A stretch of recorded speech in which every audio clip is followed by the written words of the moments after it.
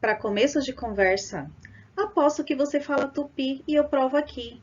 Sabe aquele bicho, o sagui, o tamanduá ou o siri, o jacaré, o tucano ou o tatu? E aquela fruta, caju, guaraná, pitanga ou maracujá? Você gosta de pipoca, paçoca ou tapioca? Você conhece peteca? Já brincou de cabo de guerra? As palavras que vocês viram que estavam coloridas no texto anterior fazem parte da língua tupi. E essa língua também faz parte da nossa língua portuguesa. Então, essas palavras de origem tupi fazem parte da língua portuguesa, por isso nós falamos também um pouco de tupi. Agora vamos ver o que significa cada uma dessas palavras. Sagui, olhos inquietos. Tamanduá, caçador de formiga. Siri, que anda para trás. Jacaré, olha de lado. Tucano, que bate forte. Tatu, com casco encorpado. Caju, mato de folhas. Guaraná, coquinhos. Pitanga, pele tenra. Maracujá, parece um maracá, que é um chocalho indígena. Pipoca, pele rebentada. Paçoca, coisa pilada, coisa feita no pilão. Peteca, bater. Cabo de guerra, brincadeira tradicionalmente indígena. Tapioca, amido da mandioca. Quem são os povos indígenas? Vamos lá? A primeira imagem nós temos aí os povos indígenas. É uma representação dos povos que viviam aqui antes da chegada do europeu. E aí está mostrando uma caravela chegando, que foi a caravela com os portugueses, iniciando então a colonização no território brasileiro, né? E aí iniciou-se também o massacre de várias etnias indígenas, a extinção de vários povos indígenas.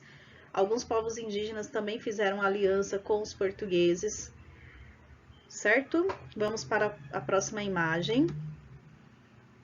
Indígenas de hoje. Temos a imagem de uma criança, temos a imagem de uma pessoa que está se protegendo contra a Covid-19, então é uma imagem super recente, atual. Também temos uma outra imagem atual, que é de uma indígena que está protestando, a Sônia Guajajara. Se você mora aqui em Suzano, você com certeza conhece a rodovia Índia-Tibiriçá. Agora, da onde veio esse nome Índia-Tibiriçá?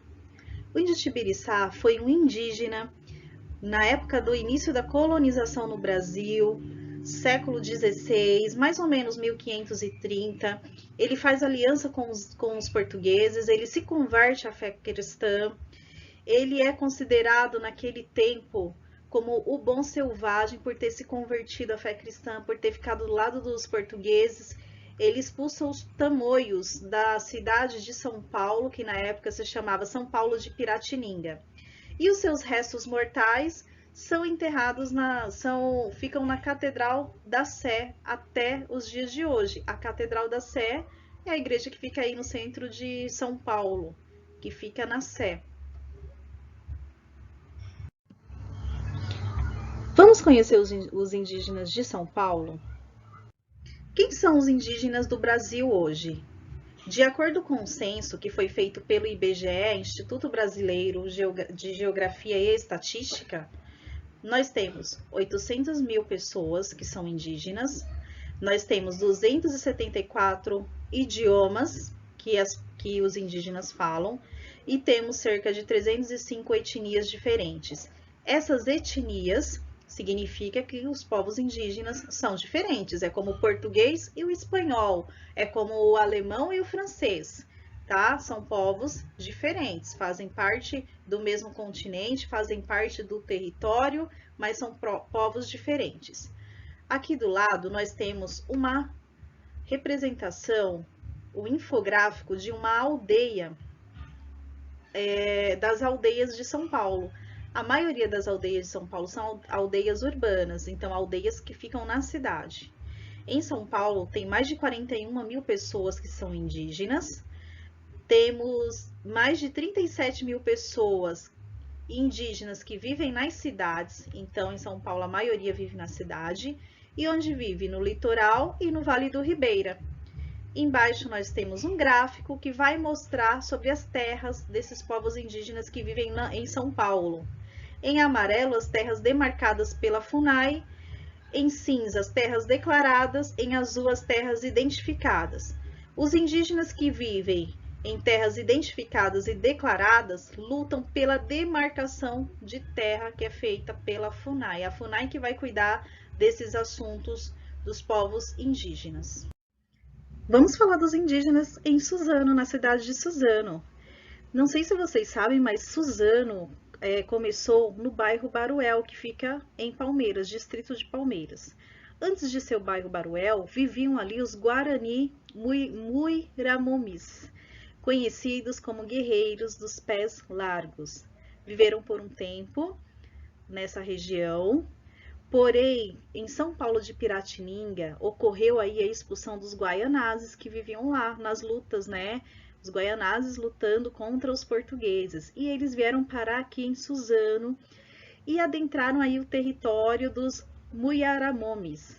Adentrando esse território, teve algumas lutas que sofreram até interferência dos catequizadores que aqui viviam já em Suzano.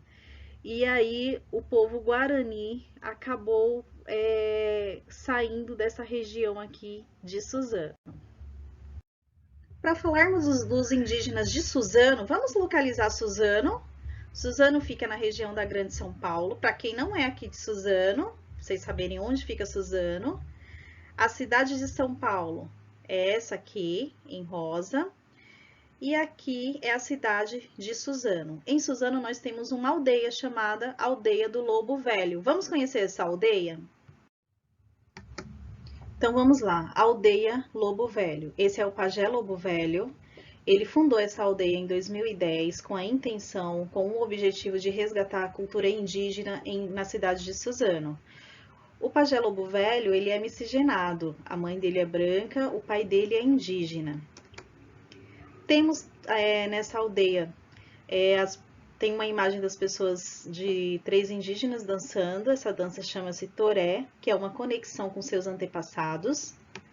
E temos aí uma casa indígena, uma oca. É uma observação, uma curiosidade dessa aldeia, que ela é uma aldeia multiétnica. Significa que vários povos indígenas podem fazer parte da aldeia. Para sobreviver, os indígenas fazem vários artesanatos, né? Como eu falei para vocês. Então, aqui nós temos maracá, temos pulseirinhas, temos colares que são vendidos aos visitantes da aldeia. Vamos conhecer a aldeia Crucutu? A aldeia Crucutu fica na cidade de São Paulo, na zona sul, extremo sul de São Paulo. Lá vivem cerca de 300 pessoas em 2 hectares de terras que são identificadas como terras indígenas, mas os crucutus ainda aguardam a demarcação que é feita pela FUNAI. E essa é a luta do povo crucutu. Vamos agora para a aldeia Crucutu. Sabe o que significa Crucutu? Coruja. Então, a aldeia Crucutu fica em Parelheiros, né? Como eu falei para vocês. Aqui nós temos uma casa de reza, que seria o templo espiritual dos povos dos indígenas, principalmente os indígenas guaranis. Nós temos aqui as moradias, temos o centro cultural, onde as crianças pequenas são educadas nesse centro cultural. Nós temos aqui também as crianças cantando, é uma representação cultural. Na aldeia Crucutu, nós temos algumas lideranças indígenas. Temos aí, na primeira imagem, na imagem 22, o Olívio Jecupé. Ele é um escritor e liderança indígena, está numa escola indígena, a escola da própria aldeia mesmo, lendo um livro para as crianças. Então, os povos indígenas também vão para a escola e são alfabetizados, tanto no tupi como na língua portuguesa. Na imagem 23, temos o MC Kunumin, ele é um rapper e suas músicas vão falar da luta do povo indígena pela demarcação de terras. Os indígenas da aldeia Crucutu sobrevivem das vendas do seu artesanato e das visitações que são feitas. E também do trabalho, alguns indígenas trabalham no centro cultural, na escola e no posto de saúde. Onde você pode aprender mais? No site da FUNAI, no Museu da Índia Vanuiri, que tem visitação virtual, no YouTube sobre uma reportagem sobre a aldeia Crucutu, no site do G-Show, que também fala sobre a aldeia Lobo Velho.